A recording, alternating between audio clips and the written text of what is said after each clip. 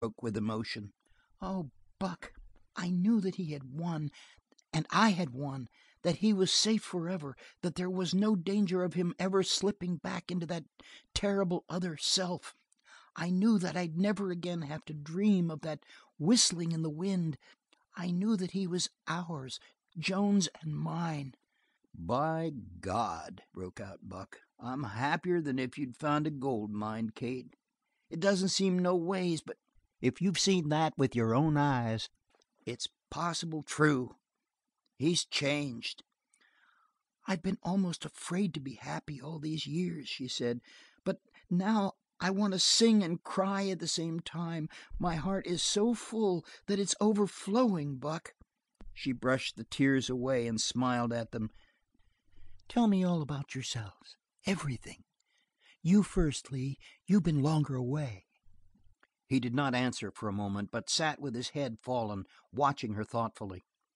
Women had been the special curse in Lee Haines' life. They had driven him to the crime that sent him west into outlawry long years before.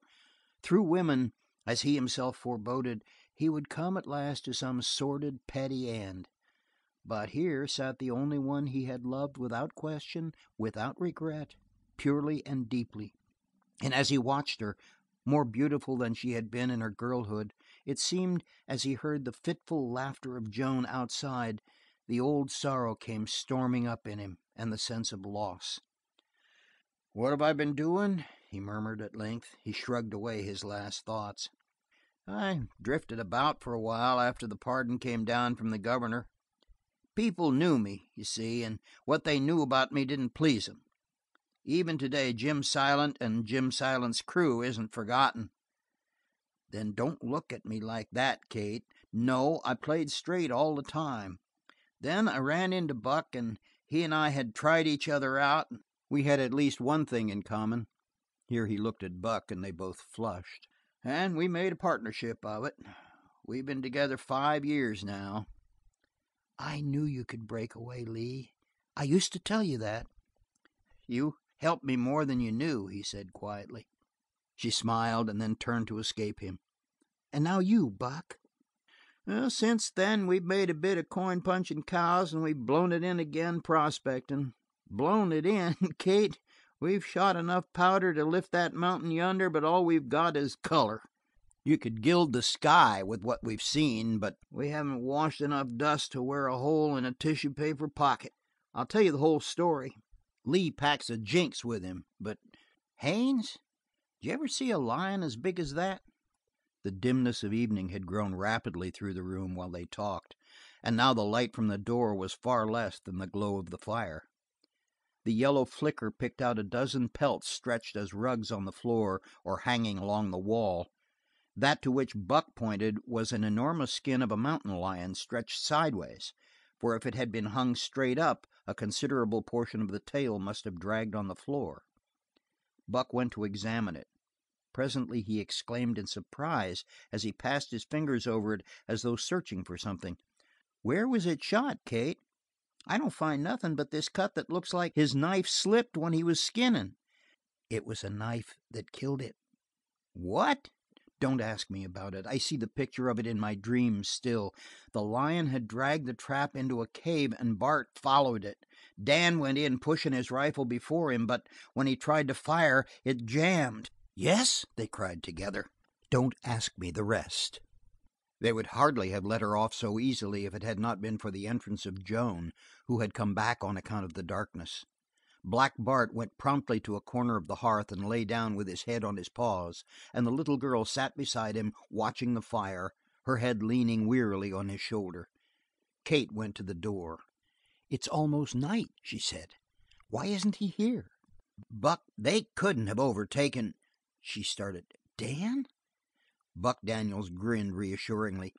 "Not unless his hoss is a pile of bones. If it has any heart in it, Dan'll run away from anything on 4 legs. Now, no call for worryin', Kate. He simply led 'em a long ways off and waitin' for evening before he doubled back. He'll come back right enough. If they didn't catch him that first run, they'll never get wind of him." It quieted her for a time, but as the minutes slipped away, as the darkness grew more and more heavy until a curtain of black fell across the open door, they could see that she was struggling to control her trouble. They could see her straining to catch some distant sound. Lee Haines began to talk valiantly to beguile the waiting time, and Buck Daniels did his share with stories of their prospecting, but eventually more and more often silences came on the group. They began to watch the fire, and they winced when a log crackled or when the sap in a green place hissed. By degrees they pushed further and further back so that the light would not strike so fully upon them, for in some way it became difficult to meet each other's eyes. Only Joan was perfectly at ease. She played for a time with the ears of Black Bart, or pried open his mouth and made him show the great white fangs, or scratched odd designs on the hearth with pieces of charcoal. But finally she lost interest in all these things and let her head lie on the rough pelt of the wolf dog, sound asleep. The firelight made her hair a patch of gold.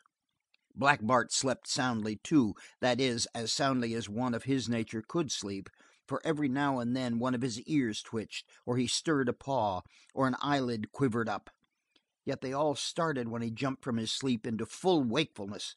The motion made Joan sit up, rubbing her eyes, and Black Bart reached the center of the room noiselessly.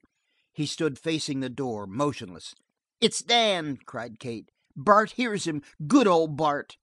The dog pointed up his nose, the hair on his neck bristled into a ruff, and out of his quaking body came a sound that seemed to moan and whimper from the distance at first, but drew nearer, louder, packed the room with terror, the long drawn howl of a wolf. End of chapter 12.